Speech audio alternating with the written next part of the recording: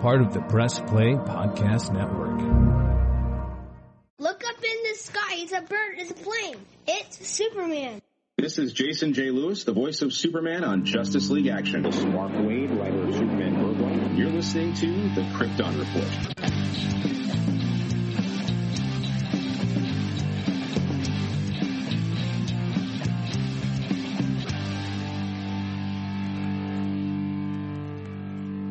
Krypton Report podcast, now part of the Press Play Podcast Network.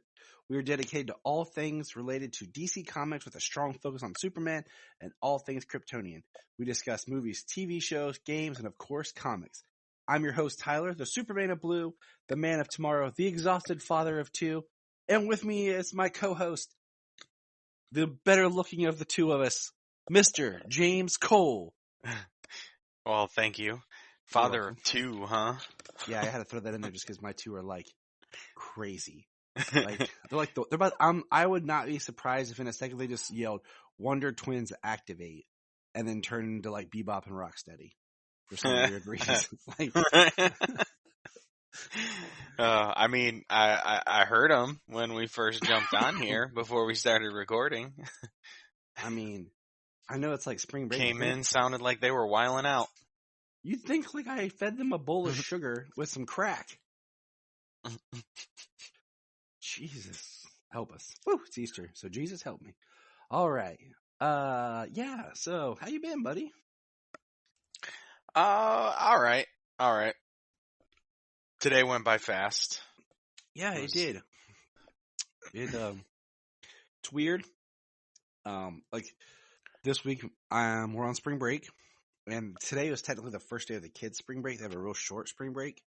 So it's weird because I've had these 3 days of what I had hoped to be to myself, but they weren't. They were filled with lovely, fun, not fun activities. We won't go down that rabbit hole. But the kids have been good. But like the whole day I had to keep telling myself, it's not Saturday. It's not Saturday. Actually, their first day was yesterday. See, that's how out of it is. I don't even know what day it is. Are we recording a podcast or just talking? I think we're recording. Sounds about right. That's what it is. Yeah, we're recording. It's just been that crazy. So I have to keep telling myself, I have to be up to that Easter egg hunt to go to. Anyways, that's how I'll see. I don't even know what day it is. We are going to talk about some comics because we are behind on our comics. And I reached out a person on Twitter, messaged me, and he had just stated about I'm gonna send him our direct message because I told him that we talk comics, but of course I tell him that, but then I get sick with the flu, and we've been trying to catch up, and then we've had Superman and Lois, and then this week there is no Superman and Lois, so we can finally catch up with comics because this was supposed to be slated a while back, and I hate being sick because it threw everything off, and it sucks. So, without further ado, let's get into some news so we can talk about things that are fun, like Discovery. So, Discovery bought Warner from AT&T? I believe that is. It's been kind of confusing what exactly, if they were buying them or if it was a merger, because when I think of like Discovery, I don't think of them being a big player, but was it a merger? I don't know. All I know is that it was a merger, yes. All I know is that Warner, and more specifically DC, is under new management, and I guess they're going to clean some house. There's been a lot of speculation come out, but one thing that the new powers that be have stated is that there's been some prominent characters that have been sidelined and not treated well, one being Superman. So yeah, the first one they named, which is kind of an exciting prospect. It is. And then so what does this all mean? I mean, I don't know. Like, honestly, it's a lot of there's a lot of wheels turning. Yeah. Like we had talked about last time, and then we got a little bit more news is that it looks like they are pushing forward with getting Wonder Woman 3 off the ground and done sooner than later, with the chance of starting to film this year. Which doesn't really surprise me because, like you and I have speculated, Patty Jenkins needs this, and they need to get Gal before she's done. So, I mean, but a new Superman project. All I can say is, of course, we want Henry. All right, I mean that's a duh. We want to give him his due. The other thing is, they're supposed to be getting a first draft of, I can't remember how to pronounce correctly the writer's name, but we'll just call it the J.J. Abrams produced Superman project that we aren't exactly 100% sure what it is. So yeah, there's been nothing on that front for a long time. I mean, basically what it seemed like is, they probably feel, as many of us do, that it's been a mess with decision making, especially regarding this brand. And I think that they want such a large and mineable IP to actually, work together to get this content out there. And, hopefully that means, projects like, absolutely, hopefully another Henry Cavill Superman.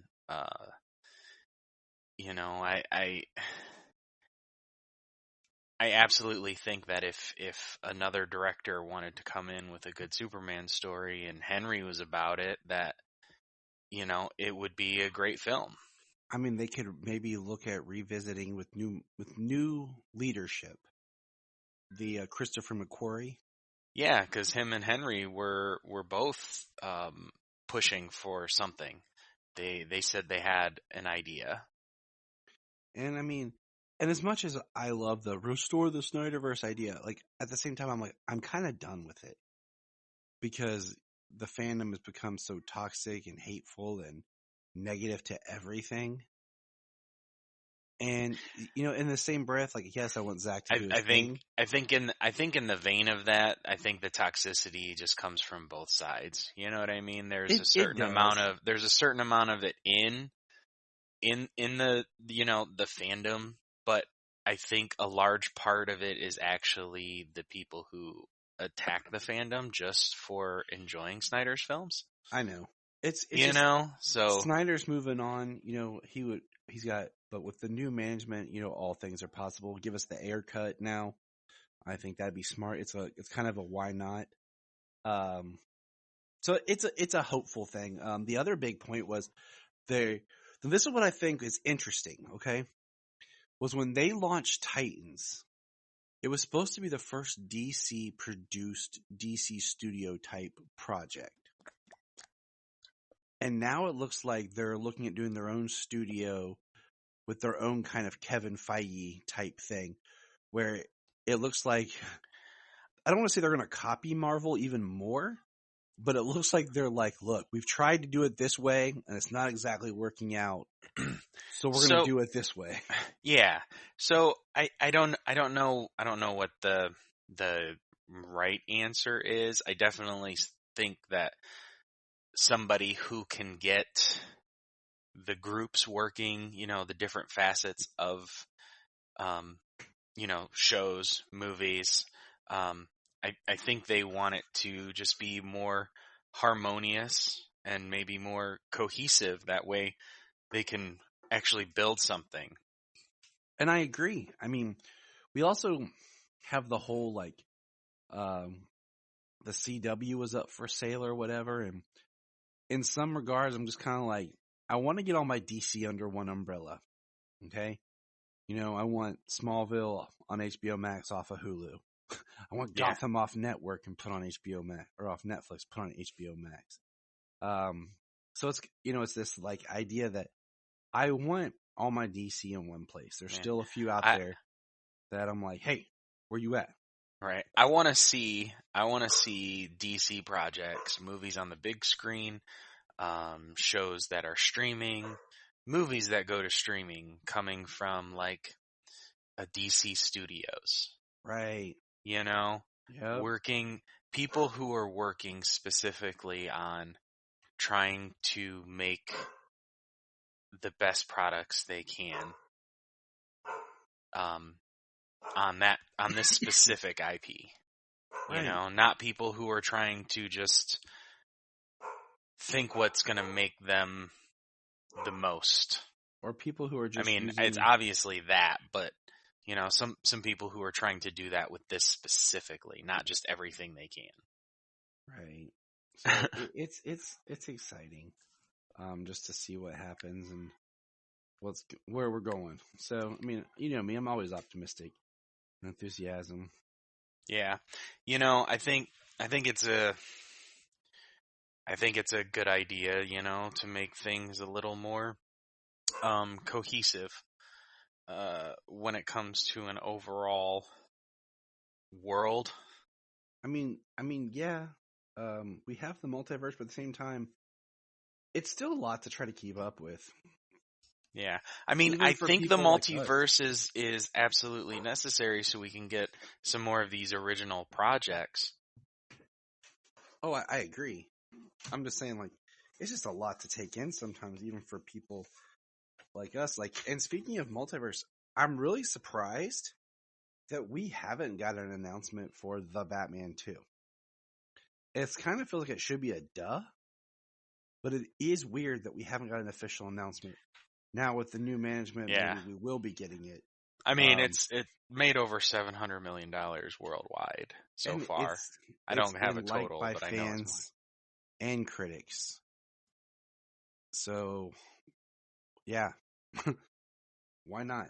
Speaking of Batman, though, we got our first look of Michael Keaton in his new Batsuit. We did, yes. Let me pull this sucker up here. It's the most bland, like, it's him. It's his suit. Because we've seen it. It's the most, like, bland reveal photo ever. And I was trying to figure out, is it a leak? It looks almost like it's an ad for a cardboard cutout. Like I need to order. Right. But it's the best look of the new suit. And it looks kind of like the next evolution in from where the 89 to returns to what the next suit would be. Because it doesn't really take a lot from like modern suit making. So it really does look like the next evolution in his bat suit. I mean, yeah, it looks like it does look like that. I mean, it looks more armored in certain respects. It absolutely looks like a Keaton batsuit. And bland, yeah. I mean, it's just the black suit on a white background. I thought the same thing. I was like, wow, like that's really the first official image. Yeah, I was like, did it leak? I was like, what is this? I don't even know. It's hard to. I always say whatever the suit looks like in these photos. You know, you have to see it in the movie. Well, usually, like, I mean, like, how many times did, for the longest time, the first like official release photo for like the CW characters and suits sucked. Like the first time we saw the Flash, the photo was horrible. And then we got the behind the scenes. I was like, oh, okay, cool. Supergirl's horrible. Then we got like to actually see it. And I was like, oh, cool. Arrows was okay. Superman, the first time they showed Tyler Hoechlin Superman, looks like he just walked in off the street, put on the suit, and got in front of a green screen. Like, and he was still like half asleep. But then when I saw him actually like in the footage, I was like, awesome, you know? And this just looks like Keaton's like in a daze, but it looks like a Keaton batsuit. The belt is black, which looks a little bit more like Batman Forever-ish. The gauntlets are a little bit more pronounced. kind of Batman Begins-ish, but still, molded to look more like his boots are actual boots now and not just covers over Nikes. But they still look like the same kind of Nike boot things, but just a full boot. So, I mean, it looks cool. Like, I'm game. It works, I mean, it looks like Keaton's Batman to me, which I'm excited to see when we get the Flash next year. Yeah, now next year. Please, good God, do not let them push it back again. Just release it on HBO Max already. Yeah. Here's what you do. Drop it on HBO Max, even with the effects not done, and then finish the effects and release it in theaters. And then I think that's all the news. Yeah. I mean, it was a big news, but it just wasn't a lot, but it was big. Yeah, I mean, the only other thing that came up, which I just saw earlier, grabbing it real quick, is KJ Apa and Isabel May have been cast in DC's The Wonder Twins film for HBO Max. I gotta check. I didn't get to check her out. Of course, he's Archie on Riverdale. That's what I thought. Yeah. So, but her, I feel like I've seen her somewhere. She looks familiar, but I cannot place it. Let's go to my trusty.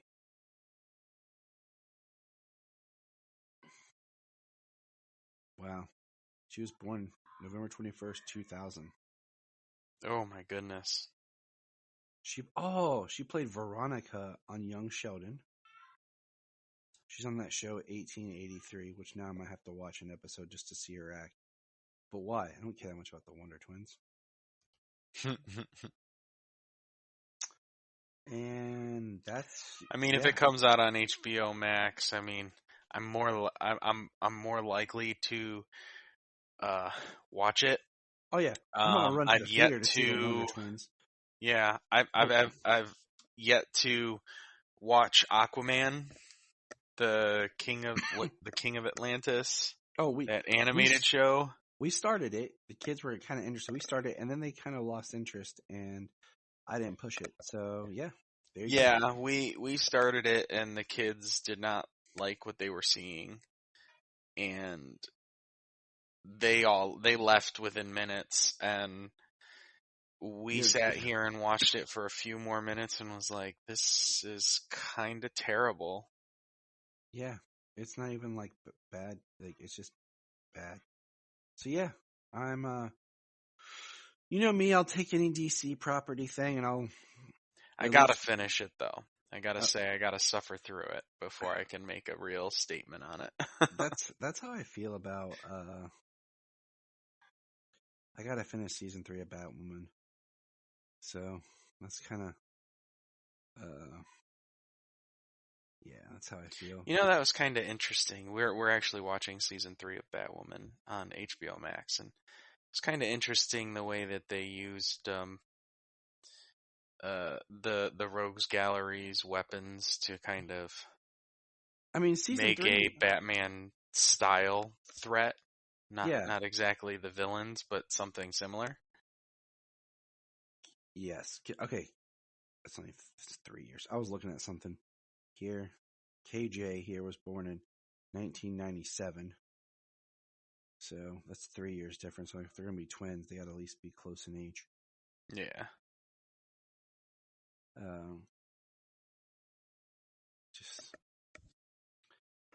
But yeah, I thought that was cool stuff too, the way they do the Rogues Gallery stuff. And I'll finish it. I just really haven't had the time.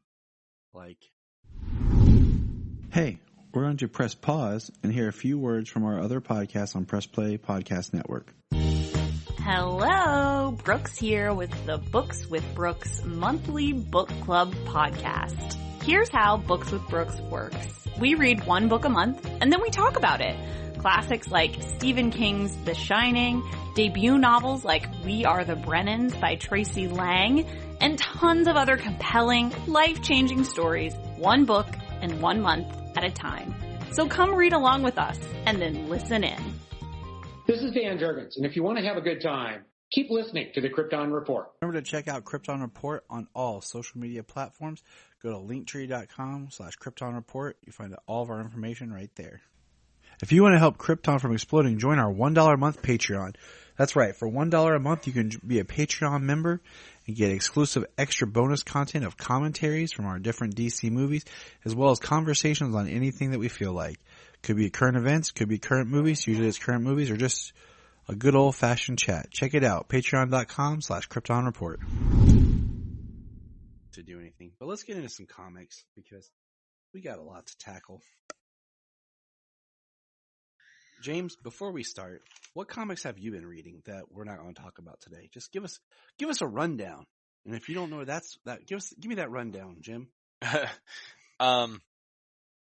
Well, like the biggest things I read recently was The War for Earth 3, which included the Suicide Squad book, the Flash book, and the Teen Titans Academy book. And then 2 of their own, so it was just 5 issues of The War for Earth 3, which was a build-up, I mean, basically since Future State Suicide Squad, which was really cool. You know, you followed Connor, which actually turned out to be Match, not Superboy Connor Kent. So that was a little twist they had. And Amanda Waller has gone to the lengths of, she basically has given up on like the main Earth, right? Earth Zero. Yep. So she's basically given up on that. Like, the heroes won't let her save the world, basically, is how she feels. So she decides to, she breaks every law. She's being hunted. She's actually a criminal. You know, she's wanted by the government and everything. Rick Flag has turned against her. He kind of runs his own Suicide Squad. Of course he should. Yes. He finally goes against her, and he runs his own Suicide Squad against her, trying to stop her. But her idea is to go to Earth 3 and connive and manipulate her way into shielding off Earth 3, cutting off Earth 3 from the rest of the multiverse, so she can have peace by basically any means necessary. And she has her own Suicide Squad, and in the end, she's pretty much successful in her job, and she gets rid of Ultraman, and she has her own. I'm trying to think it's not a Suicide Squad, it's her own Justice League. There was a name they had in Future State for her Justice League that I can't remember, but it's the John Stewart of that Earth, the Power Ring. There is a Brainiac-infused Etrigan. Ooh.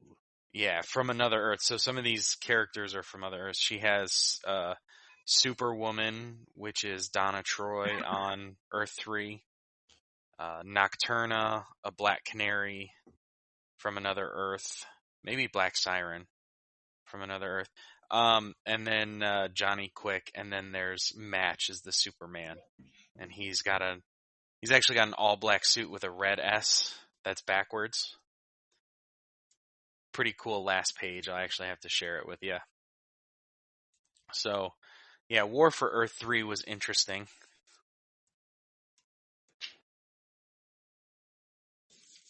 Yeah. So it actually says never the end. So I doubt that's the last we're going to see of Amanda Waller in Earth 3. That's intense. Yeah, I haven't got to read as much as I want to. Like, of course, I've been reading Batman 89, and then I finished the Batman and Big B thing. The one I will tell you that's been interesting, and I got to pick up issue 2 is like Batman Killing Time, I think it is called. Like I read. Isn't that one of the Black Label books they came out with? No, it's not. It's just a regular. It's a 6-issue run, and that's kind of when I saw it. It was like this special, just 6 issues. Okay, 6 issue. All right, I'll do it. You know, because I'm still reading the Batman Catwoman, but God, that thing's been stretched out for so long. Whenever I told the guy at the shop, I'm like, whenever it's done, I have to reread the whole thing to understand what's going on. Because the newest issue just came out, and it's like the one book I never keep track of because they just randomly drop the issue. Yeah, I have it in my library on DC Universe. I haven't started it yet. And that's what's crazy is it should have already been done, but it's like another doomsday clock. But let's get into some comics with our main man, Superman. Did you? Well, real quick. Nope. The only other thing that I read was Flashpoint Beyond. Oh yeah, you told me you were going to talk about this. I was going to say, are you interested to hear about that? Yes, I'm sitting on the edge of my seat. You can't see me, but I am. Bring it on. The last time we actually saw Thomas Wayne's Batman was in Justice Incarnate, Justice League Incarnate. And I haven't kept up with Thomas Wayne's Batman since Convergence. Well, I know he was in Tom King's run, and this is actually the same Thomas Wayne from Tom King's run, where in Tom King's run, Thomas tried to force Bruce from being Batman, and in doing so, he made really bad decisions. Like, he joined Bane. He was part of the reason Bane was able to take over for the city of Bane. Story there at the end of the run. He was doing everything he could, all bad crap, you know, to stop Bruce from being Batman. That's what he didn't want. His letter from Flashpoint was, you know, telling him not to be Batman. But the last time that we saw Thomas was in Justice League Incarnate, and the darkness, something beyond the Omniverse. It's a power that Darkseid was trying to get a hold of. He actually wants to stop it because actually the darkness is like trying to wipe out everything. And he wants to control it because obviously if the darkness wipes out everything, he has nothing to conquer. Right. But Thomas had gotten infected with the darkness, and he died, like turned to ash almost, or whatever. He just disappeared. He got consumed by it. And then, so now Flashpoint Beyond opens up, and he's just alive on his world that shouldn't exist. Flashpoint shouldn't exist because the Flash changed it. He changed it back. And the reason Thomas exists is because Thawne pulled him out and made him a time aberration, just like Thawne. So that's why he exists outside of Flashpoint when he shouldn't. Kind of the interesting thing when this opens up, though, is he has a chalkboard, and there's a lot of things written on it. It says 5G averted. Remember that? Nice. Which is funny because basically the future state was like a reworking of 5G, but yeah, that's neither here nor there, but it is. Story irrevocably damaged. Beyond the Omniverse, what's beyond it, and to where? Fall of the Justice League, and it says rise of something, but Batman's blocking it. Why is Deathstroke not acting like Deathstroke? Imposter, question mark. beware, he'll find his son. Do not interfere. His daughter will rejoin Justice Society to save it. Who's hunting the time? So I think there's some questions there and something leading to like Dark Crisis. Because have you seen the image of the Deathstroke they have drawn that looks like the Nightmare Deathstroke? Yeah. Okay. But Thomas is actually with Mime and Marionette from Doomsday Clock. Nice. Yeah, and so this is kind of like a setup, because he actually gets Jenny Slater's wristwatch and the snow globe. That's cool. So anyway, Manhattan reference. Yeah. Well, Jeff Johns is actually writing Flashpoint Beyond. He is? Yeah. Oh man, that maybe I have to read it now. Because I mean, even with the guy's issues, the guy knows how to write comics. He knows how to write, and the Flashpoint world was pretty. It was a pretty cool idea, and all of the tie-ins, all of the issues they had that expanded the Flashpoint world. Those were pretty awesome. But Thomas wakes up and at this point he's about to be arrested by Judge Dent for the murder of Joe Chill. All right. There's an appearance by Martha as the Joker. She says, "You saved our son. You thought you saved our son?" ? No, Thomas. It was a dream. That's all. A wonderful little dream. And then her laugh as she walks off and disappears. The war that was in Flashpoint is still going on between the Atlanteans and the Amazons. The world, obviously, it was really bad in Flashpoint. So Sandman, Wesley Dodds, he actually has seen peace in this world, but he's just being thought of as his hallucinations, and he's crazy and everything. Crazy for feeling so lonely. Yeah.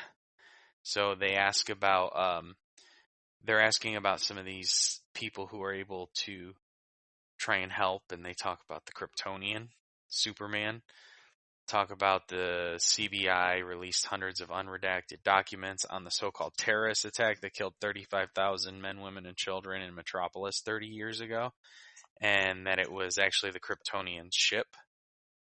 They've speculated it's only the beginning of an alien invasion. We must prepare for a Kryptonian invasion because I don't believe his planet blew up like some have claimed.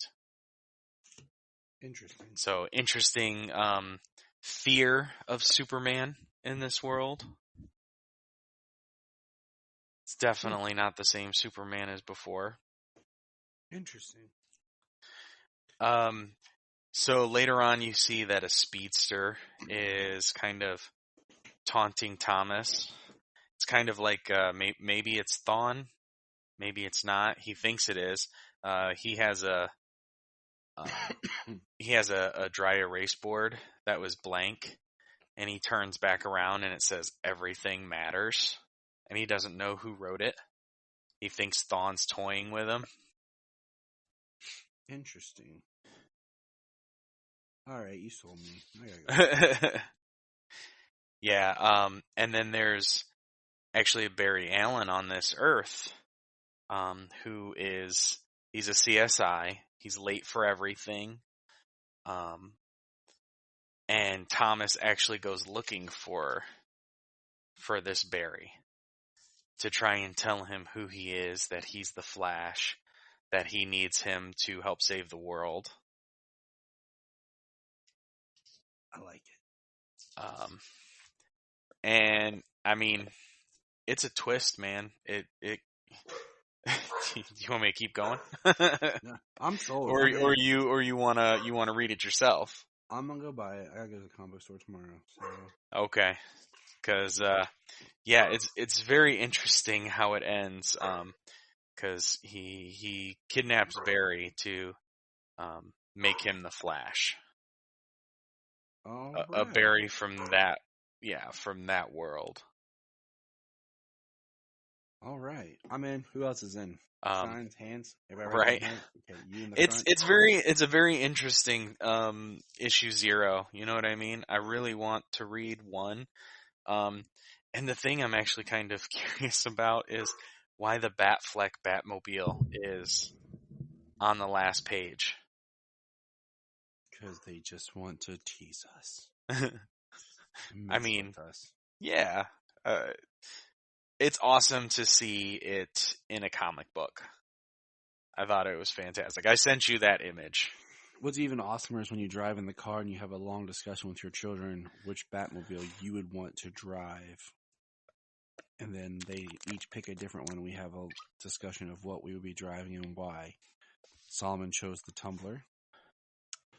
Sayla chose the Batman Batmobile. And of course I took the Affleck Batman. So could you just imagine that convoy coming down the highway? I'd say that's very loud and everything is shaking. Like windows and doors are just, you know? That would be good times. Good times. All right. Well, let's get to a comic that I actually got to read. Thanks, James, because of all the fun that James gets to have, you know, all that reading he gets to do. Well, I've been reading a lot more on my DC universe, you know. It's all these issues I'm paying for. I'm tracking them on a nice little comic reading challenge on Twitter. Yeah, but I'm happy to say I'm up to like 188 issues this year. If you're not following James on Twitter just to see what he's reading, you're an idiot. I'm not trying to be mean to anybody, but you know, it's kind of cool to see what James is reading. What's James reading today? It's like my right. So it's books that I keep up, you know, week to week, month to month.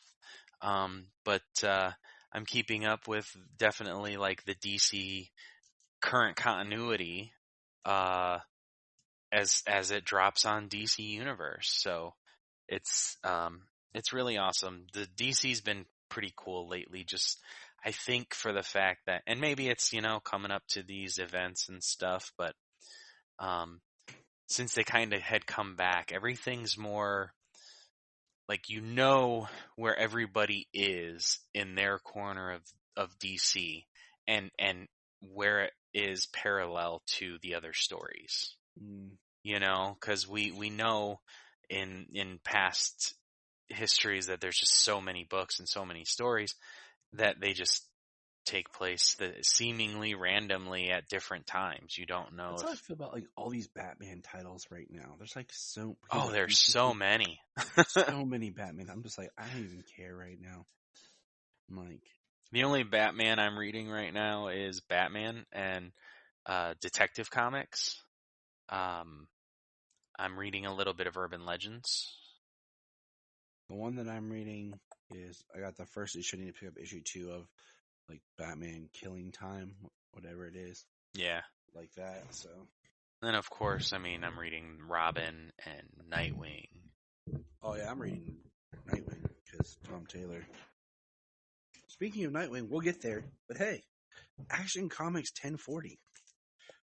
It has your man Mongol on the cover. And he says, next, holding the Superman cape. If James was a Batman villain or a Superman villain, I think he would be Mongol. I'd be Mongol. Yeah, what do you think, James? I if I was going to be a Superman villain, that fits. I accept. I'd probably end up being like Toyman. The creepy horrible Toyman, or like the animated series Toyman? I don't know. I'd probably be like the fat old Winslow shot Toyman, like from Smallville. But this one, okay, so this is the first issue that was drawn by Fred Federici. And it's amazing, his art. Like, I've been looking forward to, like, this art, and it's really, really astounding. And then, not to jump ahead and spoil anything, but when the next issue came out and it wasn't his art, I cried. But this is the World War Saga, Part 5. Well, all of these issues, they have a lot going on, you know? Yeah, they do. I think just through the telling of the story, the way it's developing, because, spoiler alert, we've been loving this run. Yeah, it's been a great run on Superman. Yeah. I think he's had to turn in the stories and, get these multiple artists working just to be able to get them all out on time. Well, what do you call it? The next issue makes sense of why you'd have a different artist. So it wasn't a big deal.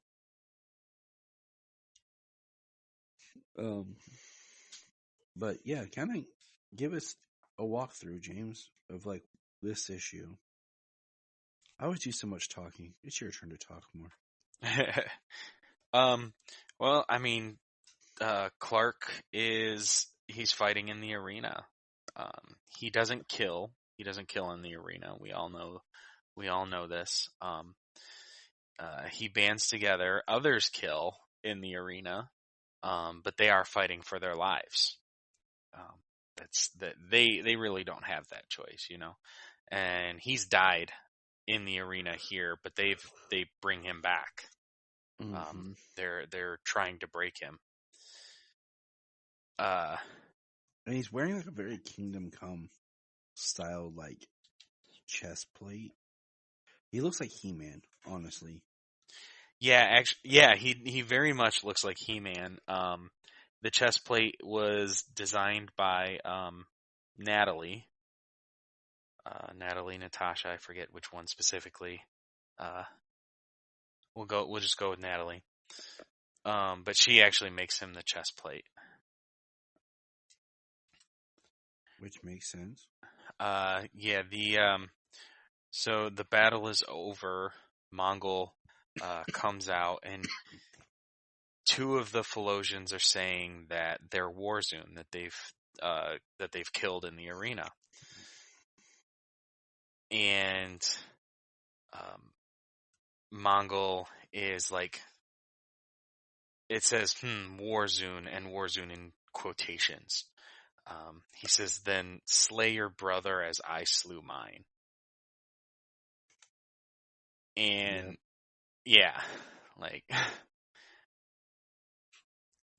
he is this Mongul. He is definitely, this is a very dark Mongul. So much less than just conquering. He destroys any humanity that, anybody who is unlucky enough to be under his heel. So he goes to, they kind of hesitate, and in that case he decides to kill them all. And Superman jumps in between to save the day. Superman's doing pretty good, but he's powerless against Mongul. The star forges that power this war world are red solar radiation, so he's depowered. He doesn't have any of his abilities. Which sucks for poor Clark. Yeah.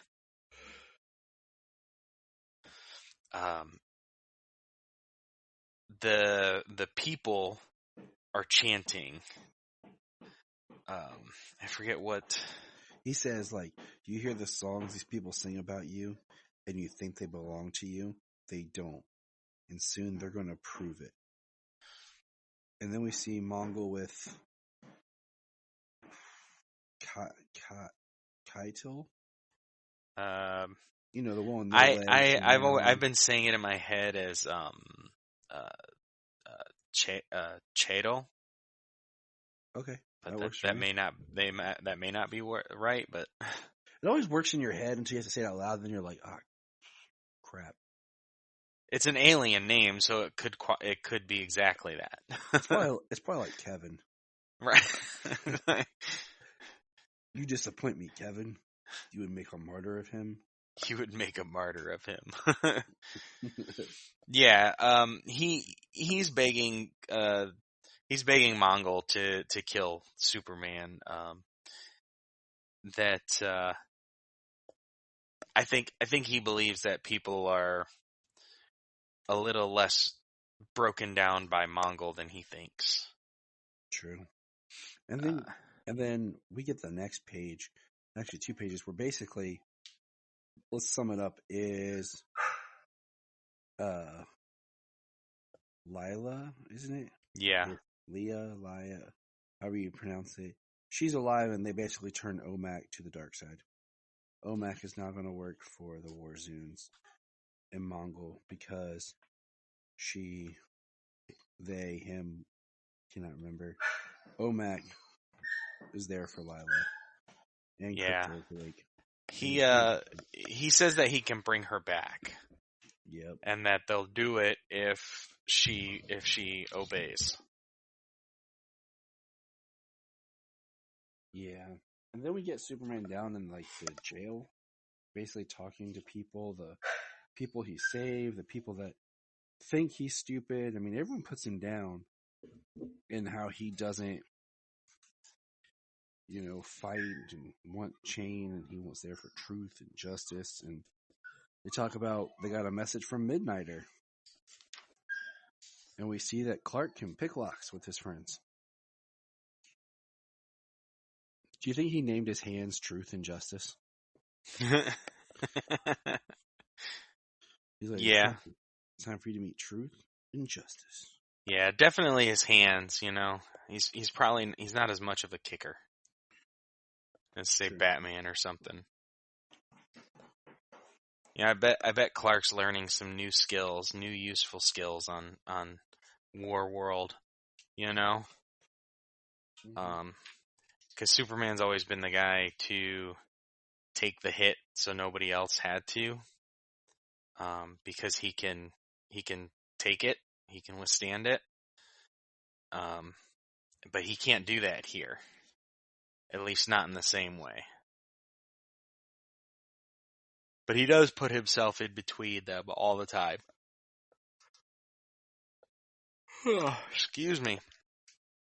One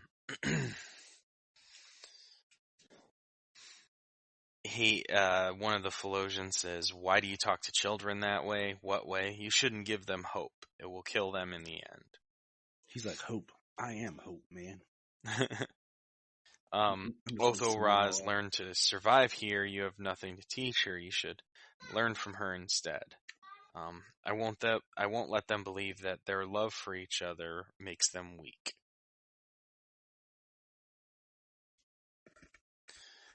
That's the brother and sister.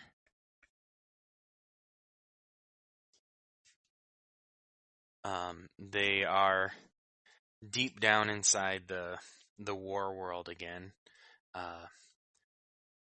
They have great worms. As far as I know, the worms have always been here. The stinking gases they expel make the atmosphere breathable. It's like hanging out with my brother. Nice. Oh, huge. Right. It's interesting how they talk about like the ancient ecosystem it's interesting of War World. Yeah, right. The way that they've discussed how the planet is layer after layer, but like all these things work in conjunction with each other. Like the giant worms help to create the atmosphere. The planet, it's interesting because they talk about the planet, how it's been rebuilt, and it makes the planet at one moment feel like the planet's a machine, and then another moment how it's an actual living planet. Yeah, so, how they go deeper. yeah, they continuously go deeper into the planet. 'Cause here, he says, I've seen this place before. It's a tomb. Not many know about it, and no one knows who built it. But there are stories about the power that's buried here. If the stories are true and you are able to claim that power, you won't need to take down the Star Forges. You'll be stronger than you ever were. He says, this stone, these are veins of Genesis embedded in the stone. Which is that piece that we go back to, like that was in Superman building up to this, that they fought on Earth and with Atlantis and Arthur and everything, was the pieces of Genesis. Yeah, that imbued that Atlantean with power and made him like that giant creature and stuff. Yep. Genesis, he says that's what we called it on Earth. One of Warworld's warships was fueled by it. It's wildly radioactive and immensely powerful. Last time I touched it, he says, "El, can you hear that? Hear what?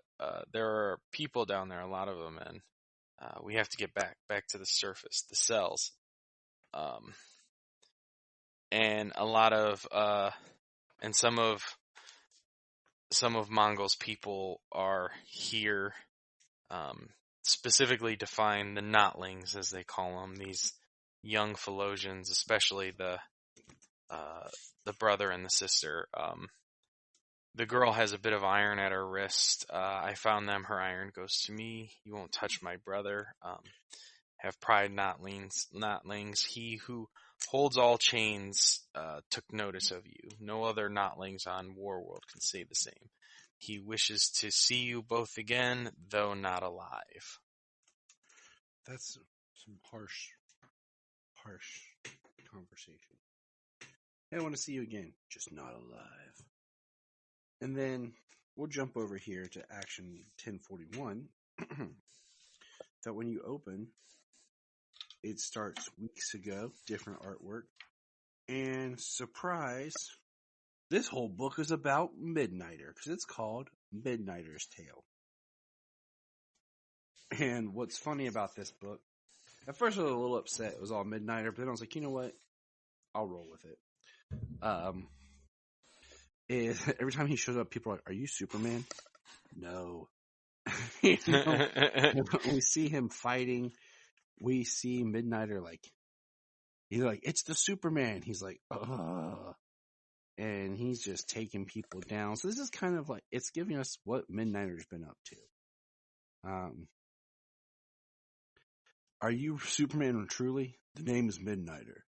Superman and I aren't really talking at the moment. And, he meets some people and he helps them and he cuts the one woman's chains. And, it's like, who are you to break my iron?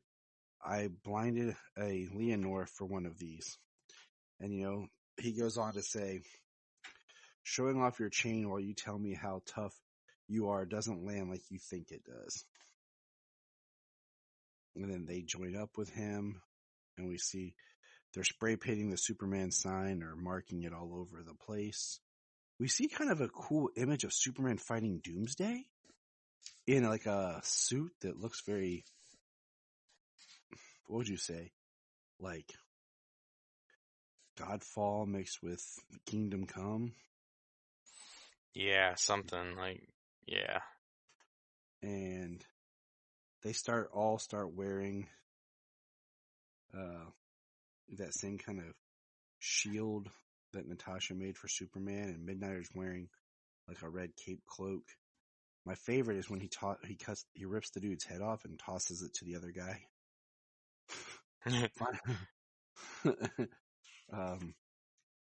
And like we see inserts of people telling the story of the Superman to like the children. And it's interesting because it's just partnered with images of like classic Superman back when him and John, I think it's from when him and John fought those one creatures, but I can't tell. And then they're like, Midnighter has returned. And he's talking to Byla. and they're going to take down a Star Forge. And Superman shows up. And then he says, "Blue." We just see Superman's hand. And we hear that OMAC is with the Berserkers. And then it cuts back. And we see Natasha inside her cell.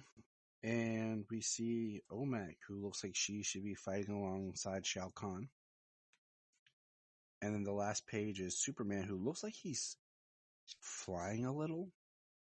And he doesn't have his chest piece, but he's got shield, sword, and there's Midnighter and the Midnighter people with him when it says the next is Superman of World.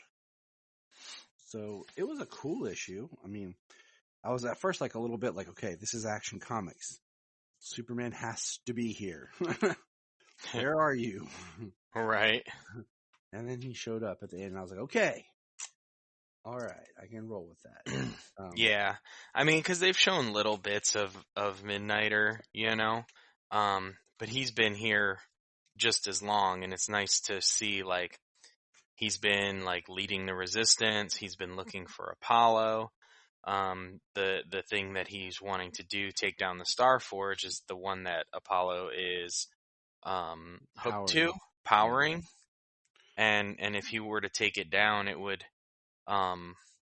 cause large problems, like stabilization of the planet, or at least certain areas. And he don't care. He's Midnighter. Yeah, he wants his husband. And I'm just glad that they're finishing up this Martian Manhunter story in the back, because I haven't been too thrilled about it. Because I've heard Philip Kennedy Johnson talk about writing some stories about Mongol and the other characters and like some backstory type stuff in the backups. So I've really been waiting for them to come out. And now that we're wrapping up this Martian Manhunter, maybe we can finally get those stories. Because I don't mind, backups in the backup books. I think it's actually great. And I just hurt my elbow. But I want an interesting story. So. Yeah, I mean, unfortunately, it didn't catch me with the first part. Yep. I kind of skipped the rest. I've wanted to finish them. I wanted to read them again.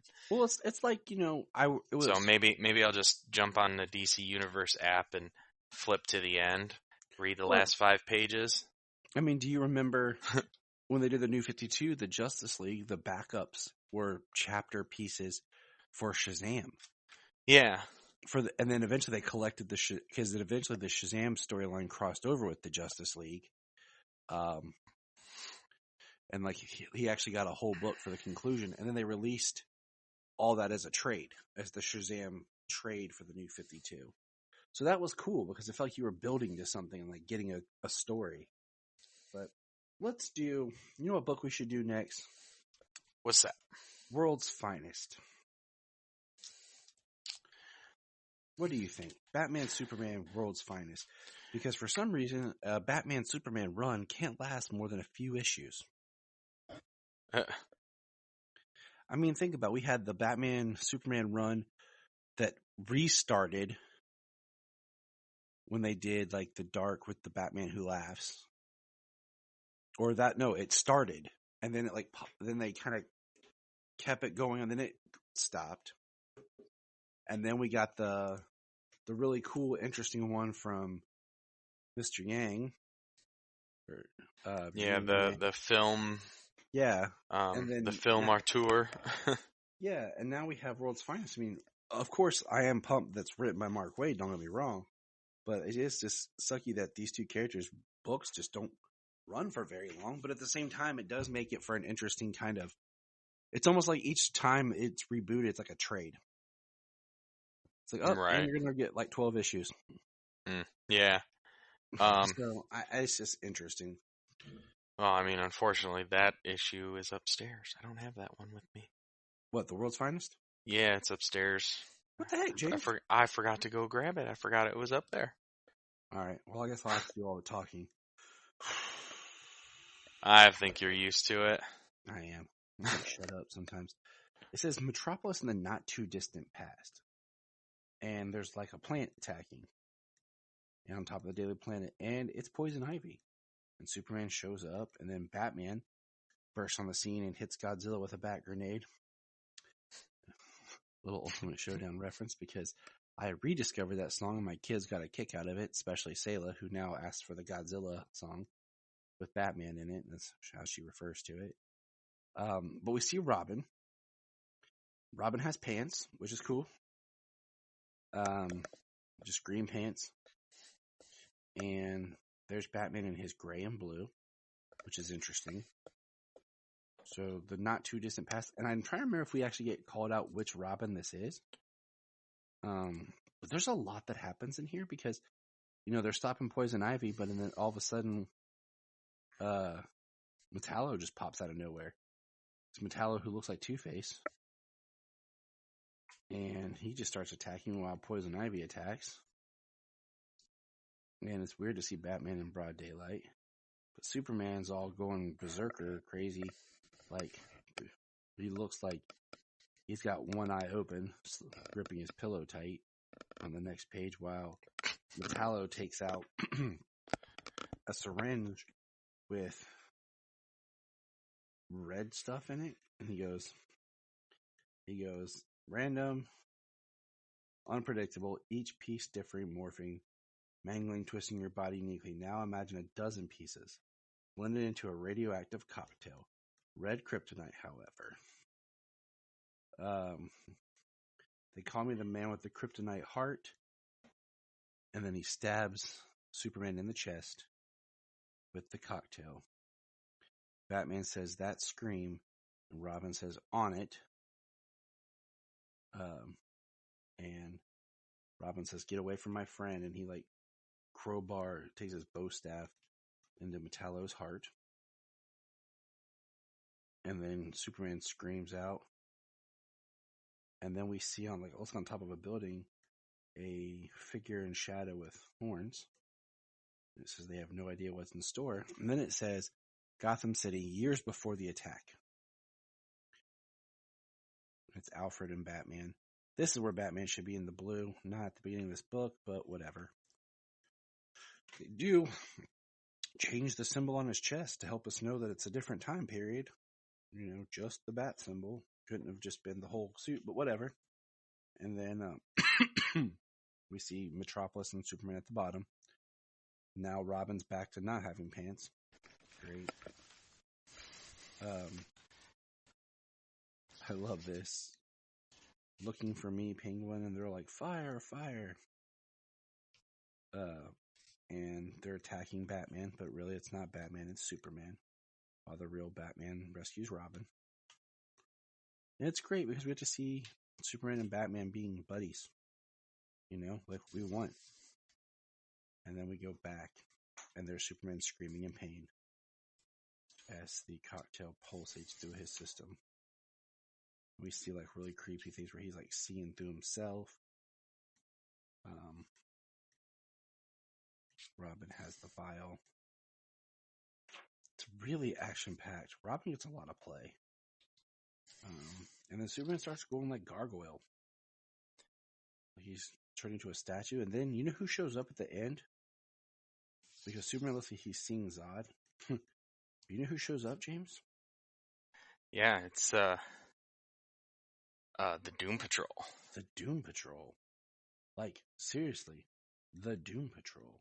Yeah, Robot Man, Negative Man, Elastic Woman. Yeah, what's her name? I can't remember her actual name. And Superman thinks he's fighting Zod, thinks he's fighting Lex Luthor in a power suit. He's basically going nuts and psycho. And the negative spirit goes out and helps bring out radiation and takes Superman down. And then it ends with Niles Caulder. And Robin says to Batman, "Are you out of your mind?" And that's where the issue ends. I mean, there's a lot in here. There's a lot going on. It's crazy. It's nice to see Mark Waid back to writing, but I feel like we just got dropped. There was no build up of the story. It's just like, pfft, here it goes. And it was insane because I'm trying to figure out, like, it's one of those love-hate things where, like, not too long ago, or not too far in the future, or not too blah, blah, blah. And I'm just kind of like, man, continuity. Right. Well, I mean, it definitely seems like this is a run that's, not in continuity. And I'm okay with that. Like, I'm seriously, just like the last one was not. Yeah, like not like smack dab in the middle of in the timeline right now. Maybe like a continuity at another point in time. But because clearly they even jump back and forth in this just with the memories of Robin, with Robin being in the pants and then not in the pants in the memory. Amen, brother. Amen. All right, so now it's time to jump to Superman, Son of Kal-El. And this is going to be fun because we have several issues and we have a guest.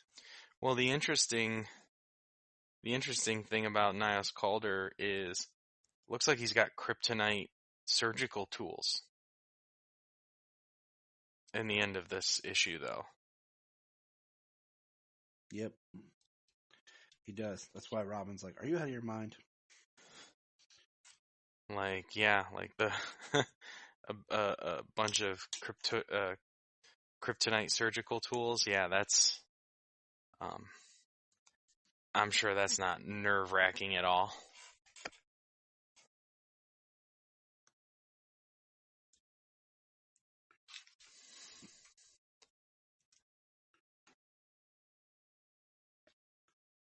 So, Superman, Son of Kal-El. We're on number 8, right? Was it 8 or did we talk? Did we talk about? Because that one's the one. Yeah, that one's the one with the Leviathan, the giant.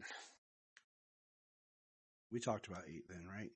I think so, where he takes a chunk of the ocean floor and uses it to push against the creature. Yep. Okay. I just hadn't moved it. I couldn't tell. All right. So, all right, we're good. Yeah, I'm fairly certain we talked about that one. So now it comes down to we're actually going to talk about Nightwing number 89, featuring Superman for crossover part 1 of 2. And you know what I love about the cover art for Nightwing 89 and Superman Son of Kal-El number 9 is if you put them together, it makes the symbol. I'm going to do it now. Ready? Yeah, makes one awesome connected cover. It has Superman symbol and Nightwing symbol. I'm making sound effects. Yeah, this was a pretty awesome story. I like it. Tom Taylor writes both of them. He's writing the current Nightwing run, and he's also writing Son of Kal-El. We open up in this one, and Batman and Nightwing are searching for John Kent. And we're in the Rebirth era, which is interesting. Okay, we're in the Rebirth era, but Nightwing's wearing red. And I didn't think Nightwing wore red at the beginning of Rebirth is still a continuation of the New 52, so this is his New 52 suit. Right, but I thought when they launched Rebirth, he switched back to the blue. Because remember, he wasn't Nightwing at the end. He got outed in Forever Evil. He went into Spiral. Right. And I thought when he came back, he was back to being Nightwing in the blue.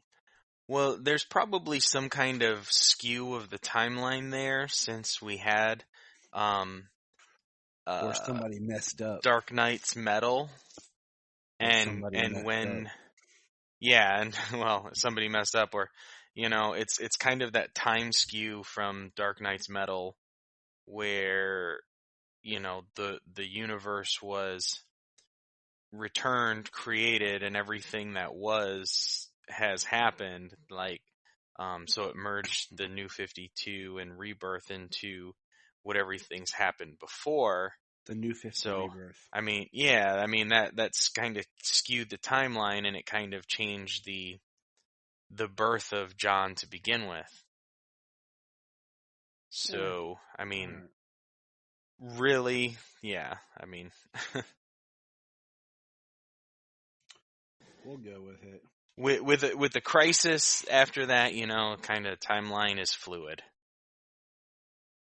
It all matters and nothing matters. That's kind of how I feel sometimes.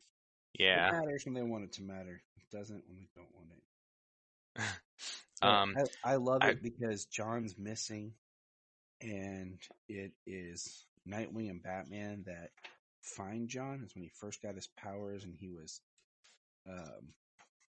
lost. And I love, John shoots at him, and then he's hiding in a cave, and a giant bat showed up. And Dick takes his mask off, and he takes Bruce's mask off, and he says, "There's nothing to be scared of. I'm Dick. Your dad and I work together. It's good to meet you, John." And then Bruce is like, "Superman, we found him." And it's the first kind of their meeting, and John's scared, and this is pure Dick Grayson right here. He says, "Hey, John, guess what Batman keeps in his utility belt?" And it's a sucker. And he goes, "Here you go." And then he says, "You want to see me juggle?" And Dick starts juggling some rocks. Yeah. The first few pages of this issue. I love it.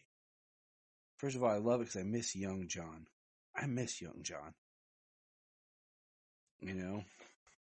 Current John, he's okay. I miss young John. Yeah, I mean, me too. The first few pages of this issue is really great. Dick is great with children. He says, Batman, he keeps lollipops in his utility belt. Some sensible people have pointed out he keeps his lollipops dangerously close to smoke bombs that are similar shape and size, but he's stubborn. He's juggling. And Batman and Superman have a really nice interaction. You've had to track down your fair share of Robins. He says, "Thank you, Bruce." And he says, "Do you ever stop worrying about them?" Bruce says, "Not for a single second. I don't think any parent does." Alfred says he still sometimes pokes his head in when I'm sleeping to check if I'm breathing. But we can't be there all the time, Clark. I was on another planet. You're Superman. That's going to happen. Eventually, you have to just trust that he'll be okay. You can't be too hard on yourself. I made so many mistakes with Dick, and look how he turned out. John's having a great time. And Superman says, "I'm not sure what worries me more, that you're going to accidentally offer a smoke bomb to a child, or that you're going to throw a lollipop at the Joker and try to vanish." He says, "I'll move them to another pocket." I would actually love to see that, because I think the Joker would crack up. Oh, the Joker would crack up. And I think it would be just as effective. Yeah. Then we jump to modern day, and this is what I thought was interesting, where the Arctic Fortress of Solitude, and John puts in a crystal, and it's basically Clark, the AI. Much like Clark talks to Jor-El, he's talking to a AI holograph of Clark. And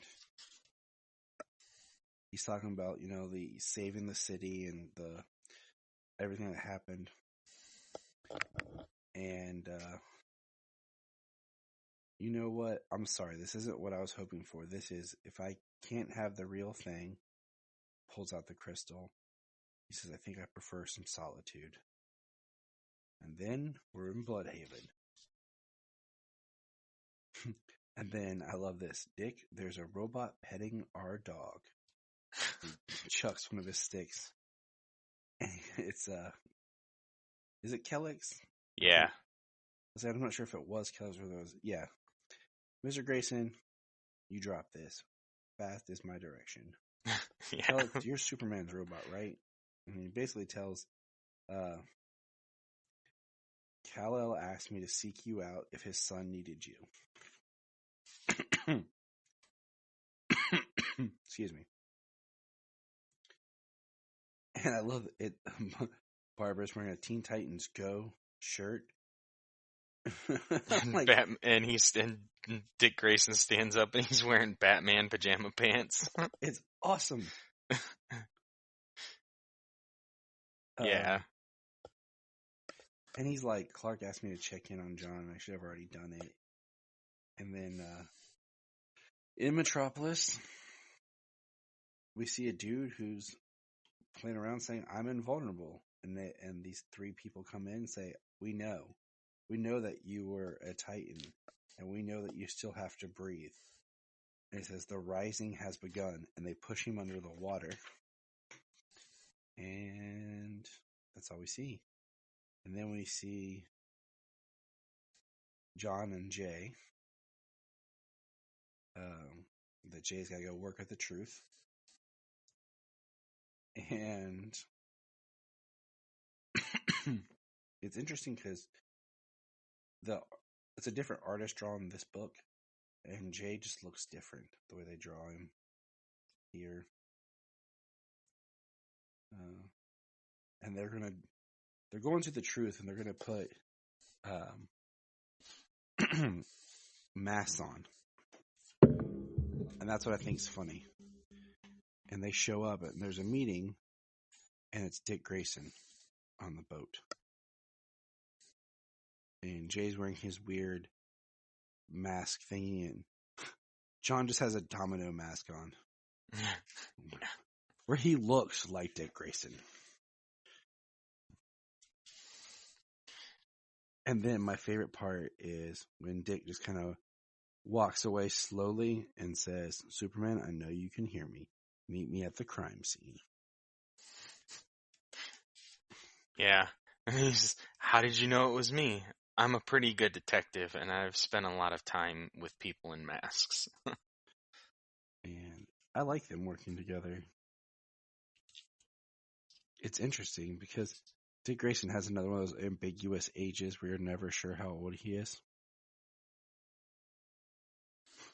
Right. And I like it because he's asking John, like, what do you see? Or more importantly, what don't you see?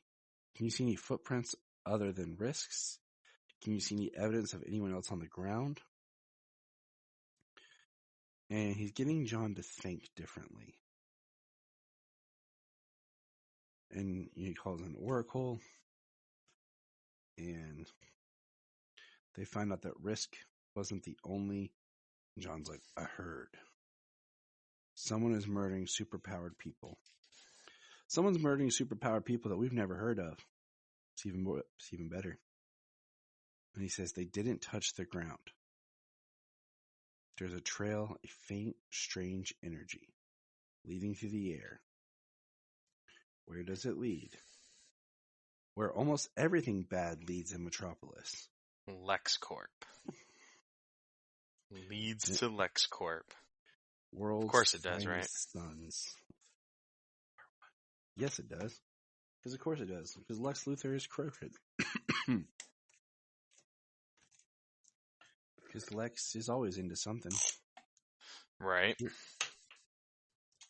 So now we have officially part 2, which is Superman, Son of Kal-El, number 9. Number 9. Nightwing is... So basically Nightwing is out like day after day, night after night, alone. They stopped everybody from operating alone, so that way, nobody would be an easy target. But Nightwing is out there doing his thing alone, in hopes of drawing them out. He draws out 3 characters. I like his reply here. He says, you can't run. And Nightwing says, I really can. Half this job is cardio. I love that he's fun. And I love the narration, though. It says, Dick Grayson, my dad gave him the name Nightwing. And I love the way they do Nightwing, where like you have one panel with like the same images, but Dick moving inside of them. so we really see the athleticism. Yeah, I think that's a really cool thing they do with Nightwing because, I mean, that's his big that's his big selling point there. I love this. They're like, goodbye, Nightwing. Want to watch him hit the ground. I just hear them speaking German like Hans Gruber, like some 80s villain. I say they're speaking German, or they have a German accent, a Russian accent, or maybe a Swedish accent. That guy with the glasses and the long hair, I could see that. Yeah. What was it? Crap. Was it Umbrella Academy season 2 where they had the Swedish villains and they were listening to Adele's Hello in Swedish? I can't remember. So they throw Nightwing off, and then we see who comes flying up? Superman. And can we just say how chill Nightwing looks? And we see that he has treads of his symbol on the bottom of his shoe. That's BA. I want my name on the bottom of my shoe. And then we have Professor X looking dude, President Bendix. Bendix. Not Bendis. Yeah, what's Superman doing there? I don't know, President Bendix. Our satellite tracked him leaving an hour ago. You flew out of the country. Sure, but the world's round, so I just kept flying and ended up back here. Nightwing thought you might be spying on me. Shouldn't you be saving him? Nah. He doesn't need saving. And then Nightwing's got a little squirrel suit. They seem pretty angry. I like how they're like trying to beat on him the way it's drawn. And he's like, just chill. Not sure I'm really pulling my weight with this team up. Yeah. Hey, being bait was an integral part of the team up, but feel free to join in. And then my next is my favorite, where Hans Gruber here has his sunglasses headbutts Superman, and the Nightwing's like, "Ouch! Who's stupid enough to headbutt Superman?" Guy's got a bloody nose. Looks like he's about to pass out. Just pull out. I'm like, I'm surprised he's even okay with that. I'm surprised he's not dead with concussion and a caved-in face. And this is another meta part too. Something about these keeps happening. Well, it's written that way, but LexCorp, yeah, they're getting on an elevator going down. There's a massive, deep complex beneath the building, lead-lined. Where does Luthor even get the contractors for a job like that? Is there a specific construction company that's always on call for evil renovations? Yes. He says, we could ask this guy, but I mean, he headbutted Superman, so clearly he's not the cleverest. What I love about this issue is it's still Tom Taylor, but this issue just seems so much more fun.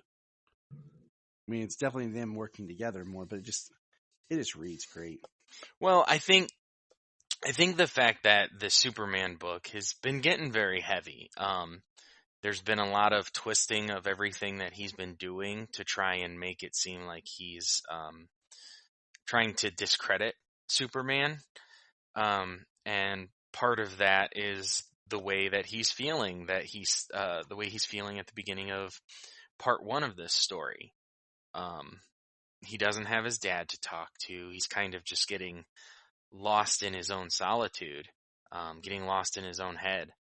And Nightwing is here to, help bring him back to Earth, bring him back to who he was and teach him something and cheer him up. It's true. But they have one of Bendix's assets, and he says, "Damn it, terminate."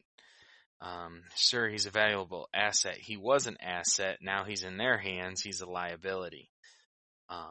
Give me a speech control and start the countdown. Maximum blast. You're not Superman. You're a child in your father's clothes. You can't protect them. You can't stop the rising. You're already dead. You just don't know it yet. And then John sees something in his head transmitting, and then He says, I can see it trigger in his brain, see it start to expand in slow motion, and something in his eyes. And something's changed in his eyes. Superman, with a question mark. It's like another person is looking at me. Are you okay? And then and then the guy's gone. You shielded me from the blast. Are you okay? There's nothing he can do for me. He blows up. Nightwing's like, oh, kid. And then Nightwing just gives him a hug. I mean, and that's heavy. You know, Nightwing's stuff. There just to... For poor John. Nightwing's there. He's there to console him. With John, he gives him a hug because part of the thing was any loss of life is they're drinking is pretty much unacceptable to makes me wonder, you know. Zach Finn, if you're listening, do you have talked about with his AI dad was because you how and it says, Lois, I didn't come to Metropolis for John. I recently invested in the truth. Why? I'm trying to change how numbers aren't lives. About someone fighting the most destructive lies, but the truth is harder to believe when it's anonymous. Say whatever you have to say. I'd like you to be the face of the truth. You're a legend. You don't have to give me an answer, just think about it. Tea. Hot beverage. It's so crazy to me, though. I do want to throw this out there real quick. How Alfred is still dead. They haven't retconned that and brought him back. And it's weird. I miss Alfred. So, but you can tell that Dick is still doing what he can for Alfred and Alfred's shadow.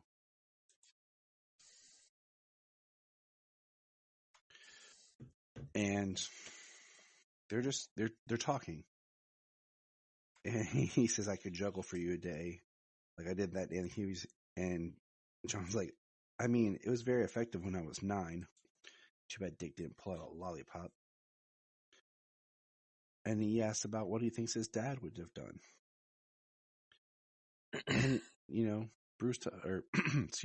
Dick talks about how he had to step in for Bruce and be Batman, how that wasn't him. And, you know, he talks about how I've experienced what that's like lately. I put myself out there as Dick Grayson. I know it was the right thing to do, but part of me wish I never did. And I do love the fact that he's wearing a approved by the authority of the Comics Code shirt. I'm loving Dick Grayson's wardrobe.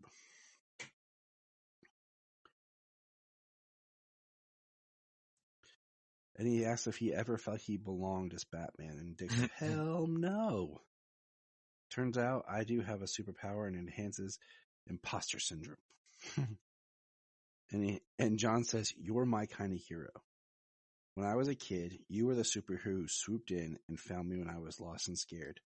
I haven't told anyone this, not my mom, not my dad, not Damien, but I spent 5 years trapped in prison on another Earth, 11 years old to 16. The whole time I was there, I just kept hoping somehow you'd find me again. That Nightwing would walk in with a smile and a lollipop. I know it's stupid. And he says, it's not stupid. I'm sorry I didn't find you, John, but I'm here now. We have a lot in common. He says, I don't know if you're up for a mentor, but he says, yes, please. And then Jay comes running in and through the wall. He says, it's okay. Yeah. He says, is it a guy that just walked through your wall? It's okay, Mom.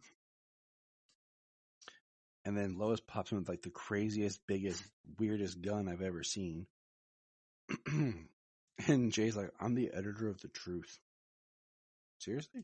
And then they have basically the image that makes John look like he blew up the guy. He says, I got your back, don't worry. You're not trapped, you're not alone anymore. And he hands him a lollipop. And it just proves that no matter how old you are, candy makes things Gotta bring chocolate home. Why do you think we give candy to our women? On Valentine's Day or just for when we're randomly trying to get them to leave us alone and forget Did us. you, Here, baby, I I bought cut you this out there candy for a bar. I was second. Did thinking you about bring you. up There's the some tea chocolate. line?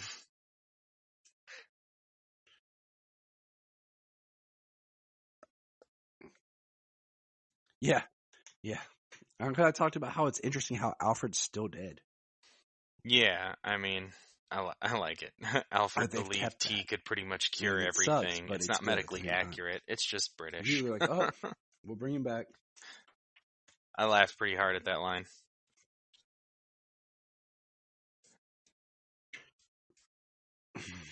It's just Alfred. Yeah. It's just And it's pretty Alfred. cool. Lois We love joins Alfred. the truth. She says, yeah, I'm in.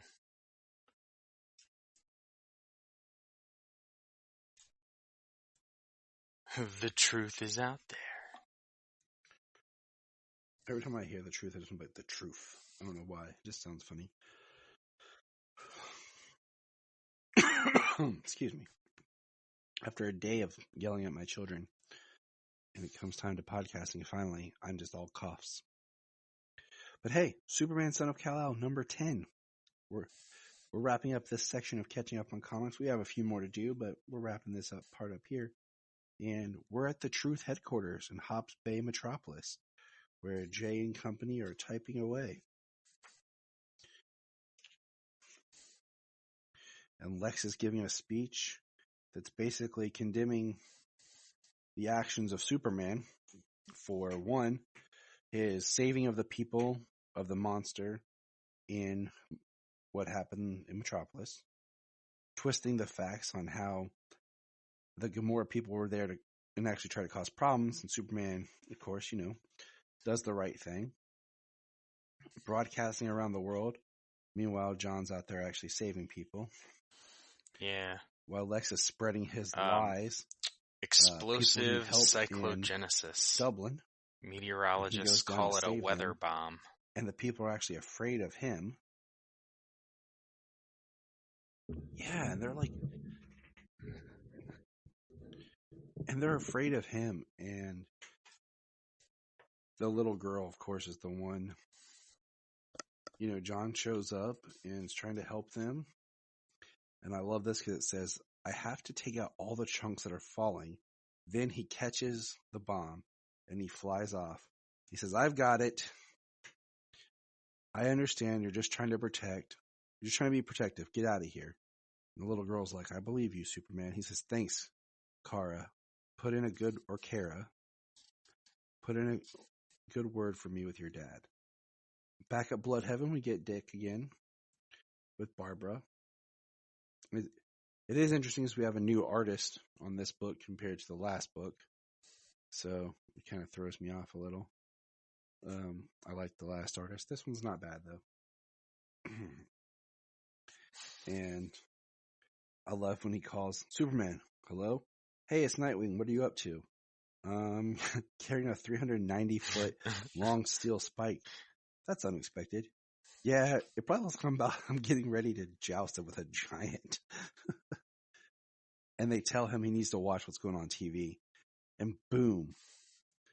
Lex Luthor's like, how can we possibly trust the motivations of a son of an alien and a what, Lex? And there's Lois Lane. And there's Mercy Graves. They're like, it's okay. She's like, my son saw a device. Yeah, what's really cool head. here, he's like, does Superman need to send his mother to defend him? And she says, John's where he needs to be. John's where people need him to be. He has far more important things to do than acknowledge the lies of a small man who has to stand in front of a big building.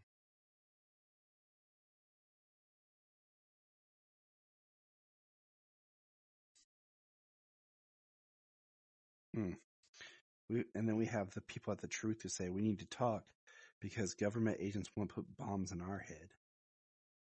And he said, did anyone else see this device in the man's head?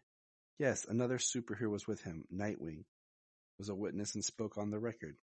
Lex, of course, says, oh, the vigilante terrorist from Bloodhaven? Actually, I thought we'd rely on your word, Lex. Let's go. And then we have an ad. Speak your truth. And Lois Lane pulls out a golden lasso. And they're like, is that? Yep, Wonder Woman's lasso of truth. I think Lois Lane is my new hero. Who's she reporting for? And Jay's like, I think she's reporting for us. Seriously, Lois Lane is working for the truth. And we see John watching on a screen. And Lois, if you have nothing to hide, then I'm sure you wouldn't mind answering some questions in front of the whole world, Luthor. We can start simple. Just reach out and tell me, is President Bendix trying to frame my son for murder? And Luthor is like, I'm not going to play along with this little stunt of yours, Lois Lane. And he walks away. She's like, oh, you're leaving? This is not a great look, Lex. Well, I guess this is my Right? podium now, and any questions you'd like me to answer far too honestly. And then this idiot comes out trying to be all tough like, you've overstepped, Miss Lane. You should know I'm not lying when I say this is a very bad idea.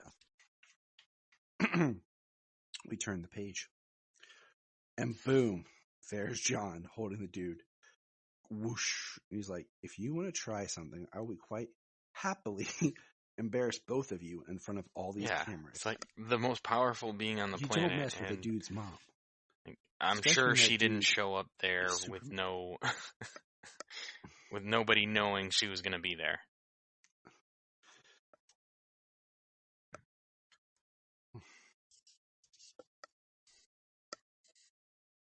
Yeah.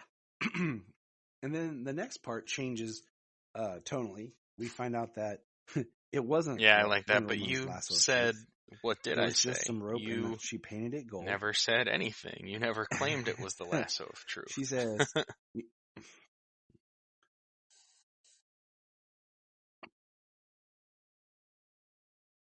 nope. She said, he says, Lex Luthor is one of the smartest people on the planet. Yeah. How did that go for him today? And then, let's turn the page. We have Jay and John talking about, have they talked to Lois? Nope. And then they're holding hands. Lois comes out and she says, John, I love you thought Dad was two different people for a while. She's like, I suspected. I'm pretty intuitive. And I've won.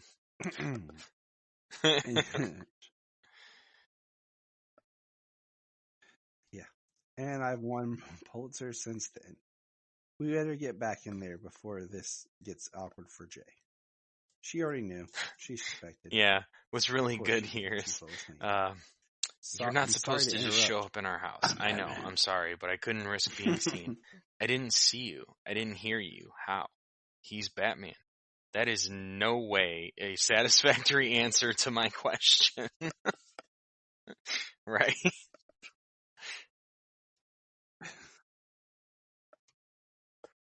Because I'm Batman. Who's under the mask? Batman. He says the Gamoran ambassador refused to speak to President Bendix scares him more than I do. It's time to get you out, Lois Lane. John, your grandparents are already there. Let's go. Jay is welcome too. No, just the two of you. It's okay. You'll just have to be the one to visit. And I'll see you at work. All right, they're getting on the plane. And then, I know who he is, says Batman. I know where he comes from, and I know who he's working for. The last line. You cannot trust Jay Nakamura. Mic drop. I told you from the beginning, I didn't trust Jay. Okay? And when Batman says you can't trust him, something's up.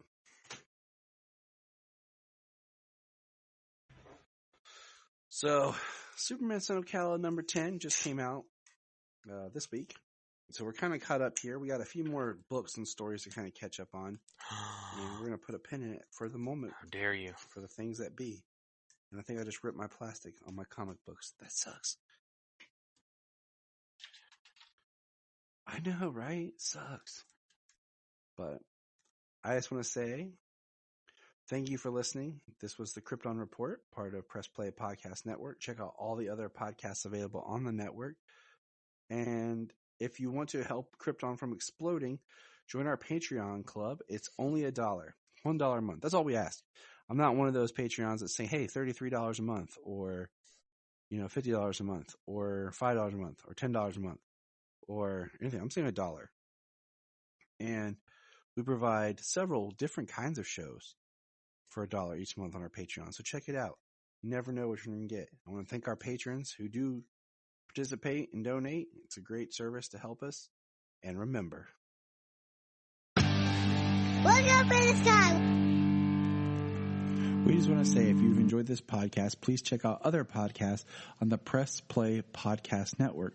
But also, if you love Superman and DC Comics, please listen to the following: The Last Sons of Krypton, Superman the Animated Podcast, Holy Batcast, The Geek of Steel, Digging for Kryptonite, The Aspiring Kryptonian, The All-Star Superfan Podcast, and Superboy the Legacy Podcast.